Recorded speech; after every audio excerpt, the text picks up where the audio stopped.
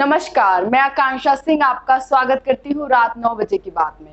आज हम बात करेंगे हमारे देश के बुद्धिजीवियों लिबरल गैंग के बारे में। अपने ज्ञान चक्षुओं को सिर्फ एक स्पेशल पार्टी और सिर्फ एक नेता के लिए वाले ज्ञानचंदों के बारे में, जिन्हें देश की गैर बीजेपी शासित राज्यों का फैसीवाद यानी फैसिज्म नहीं दिखाई देता। कोई बात नहीं, हम आपको बताते हैं। Let's start with naughty Maharashtra CM. Maharashtra सरकार की सत्तारूढ़ पार्टी शिवसेना ने केबल ऑपरेटरों को महाराष्ट्र के मुख्यमंत्री उद्धव ठाकरे का अपमान करने के लिए रिपब्लिक भारत चैनल को बंद करने के लिए कहा।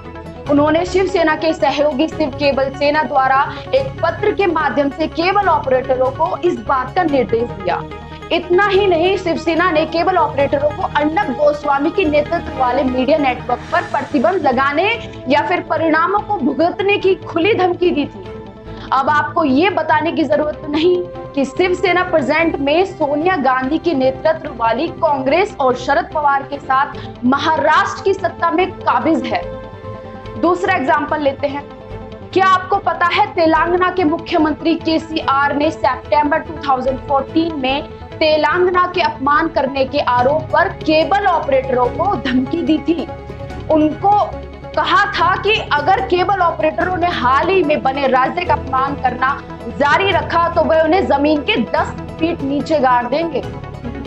लेकिन लिबरल गैंग की माने तो जाहिर है सिर्फ मोदी ही है जो प्रेस की स्वतंत्रता पर अंकुश लगा रहे हैं। इसी कड़ी में ममता दीदी कैसे पीछे रह सकती है भला?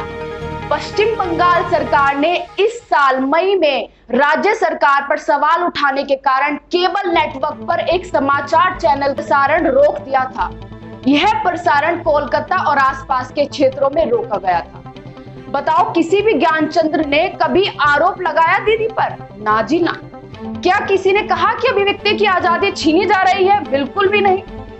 क्या किसी स्वतंत्र पत्रकार ने इन राज्यों में मीडिया के प्रतिबंध पर किसी प्रकार की प्रतिक्रिया दी? नहीं दी। कैसे दे सकते हैं? उनके हिसाब से तो हम मोदी शासन के तहत अघोषित आपातकाल की स्थिति में जी रहे हैं। अरे, अब आपातकाल की बात हो रही है तो आपातकाल से याद आया, क्यों ना थोड़ा सा हम अपने इतिहास के बारे में जानते हैं। पूर्व प्रधानमंत्री इंदिरा गांधी ने 25 जून 1975 को भारत में आपातकाल की स्थिति घोषित की थी। यह आपातकाल 21 मार्च 1977 को वापस लिया गया था। यह कुल 21 महीने तक चला था। चलिए जाने देते हैं। बहुत से मित्र नाराज हो जाते हैं कि क्यों देश पर इमरजेंसी थोपने की बात याद दिलाते हैं। चलिए आगे बढ़ते हैं। अब बात फैसिज्म यानी फांसीवाद की हो रही है, तो याद दिला दूं, उद्धव ठाकरे पर कार्टून शेयर करने वाले पूर्व नौसेना अधिकारी पर हुए हमले के मुद्दे पर बयानबाजी का दौर जारी है। शिवसेना ने शिव सैनिकों द्वारा पूर्व नौसेना अधिकारी मदन शर्मा पर किए गए हमले पर बयान जारी किया है। बयान में उन्होंने हमले को गुस्से और हालातों का परिणाम बताया है।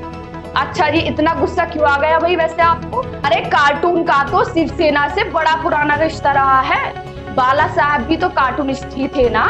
आपको कार्टून पसंद नहीं आया तो देश की नौसेना में अपनी सेवा दे चुके अधिकारी की आंख फोड़ देंगे आप? वाह भाई, फिर आप में और उनमें क्या फर्क रह गया जो कार्टून नापसंद पर शहर को आग में झोंक देते हैं?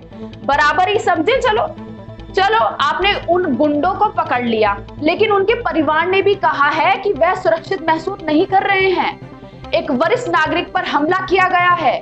पुलिस को पता होना चाहिए कि किन धाराओं के तहत मामला दर्ज किया जाना चाहिए। परिवार ने कहा आरोपियों पर हत्या का प्रयास का मामला दर्ज किया जाना चाहिए था और उन्हें जमानत नहीं मिलनी चाहिए, लेकिन आपने तो शाम होते ही जमानत दे दी। बताओ, क्या आप इस बात से क्या समझते हैं? बताइए हमें। चलिए आज के लिए इतना ही। मिलते हैं एक बार फिर रात 9 बजे की बात में। धन्यवाद। जय हिंद, जय भारत।